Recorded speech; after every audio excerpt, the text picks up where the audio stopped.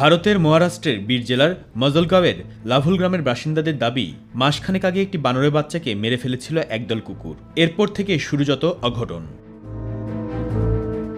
সন্তান হত্যার প্রতিশোধ নিতে এলাকা দাপিয়ে বেড়াচ্ছে বানরের একটি বিশাল দল। কুকুরছানা দেখলে তুলে নিয়ে গিয়ে উঁচু জায়গা থেকে ফেলে মেরে ফেলছে। এই কদিনে বানরের হামলায় অন্তত 250টি কুকুরছানা মৃত্যু হয়েছে বলে জানিয়েছেন স্থানীয়রা। সেখানে প্রায় 5000 মানুষের বসবাস। আতঙ্ক ছড়িয়েছে গ্রামবাসীদের মধ্যেও। অনেকে ছেড়েছেন গ্রাম। গ্রামবাসীরা বলছেন, বর্তমানে ওই গ্রামে আর কোনো কুকুরছানাই বেঁচে নেই। বানরের প্রতিশোধের হাত থেকে বাঁচতে গ্রামবাসীরা রাজ্যের বন দপ্তরে শরণাপন্ন হয়েছিল। বন দপ্তর একটি বানরও ধরতে পারেনি বলে অভিযোগ স্থানীয়দের। কিছু গ্রামবাসী বানরের হাত থেকে কুকুরছানা বাঁচানোর চেষ্টা করেছিলেন, তাতে অনেকেই আহত হয়েছেন। অনেকে জানিয়েছেন, কুকুরছানা মেরেও ক্ষান্ত হয়নি বানরের দল। সুযোগ পেলে গ্রামের শিশুদের উপরও হামলা চালাচ্ছে তারা। মুবাল্লিক করিম, মাই টিভি।